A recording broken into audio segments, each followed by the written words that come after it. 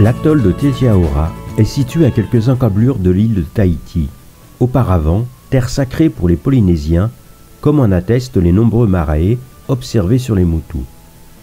Aujourd'hui, terre préservée, dans le respect des exigences de l'ancien propriétaire, l'acteur Marlo Brandon. Sur le motu, au Netahi, l'hôtel 5 étoiles, The Brandon, quasiment construit qu'avec des matières naturelles, est le premier palace complètement autonome au niveau énergie. Ici règne la tranquillité et le respect de la nature. Les 12 autres motus sont dédiés à la biodiversité, véritable sanctuaire pour les oiseaux marins et les tortues marines. Il y a été recensé une quinzaine d'espèces d'oiseaux. Les îlots sont des reposoirs pour les oiseaux marins et un havre de paix pour leur reproduction. La frégate du Pacifique, Otaha en polynésien, fréquente les motus de l'atoll uniquement pour se reproduire. Avec 2,30 m d'envergure, des plumes très fines et un poids de 1,2 kg, toutes ces caractéristiques en fait un splendide et performant voilier des airs, capable d'atteindre 4000 mètres d'altitude où y règnent des températures négatives. Grâce à ce rapport envergure-poids très élevé, il peut voler plusieurs mois sans se poser. Il sait suivre les corridors biologiques marins afin de pister continuellement ses proies. Mais quelle ironie du sort, pour cet oiseau marin, son plumage n'est pas étanche. Incapable de s'envoler d'une surface plane, surtout avec des plumes mouillées, s'il touche l'eau, il risque de se noyer.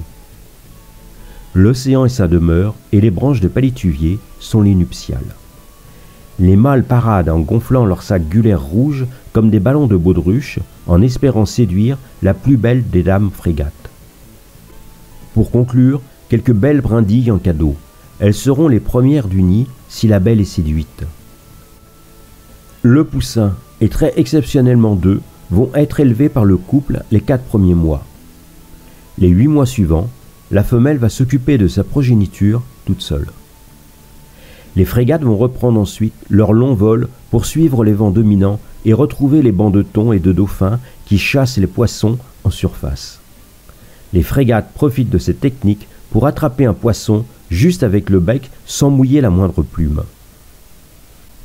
Ils sont enclins au kleptoparasitisme, c'est-à-dire qu'ils volent les proies capturées par les autres oiseaux. D'ailleurs, leur nom vernaculaire hawaïen, iwai, signifie voleur.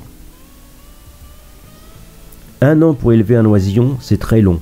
La maturité sexuelle est atteinte entre 8 et 10 ans.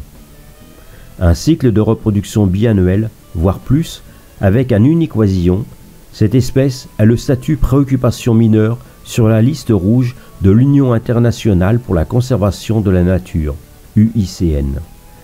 À l'image de Tetiaora, gageons que nous saurons toujours préserver leur aire de reproduction, afin que l'Otaha ne gravisse jamais les autres statuts de l'UICN pour finalement être classé espèce disparue, comme beaucoup d'autres malheureusement.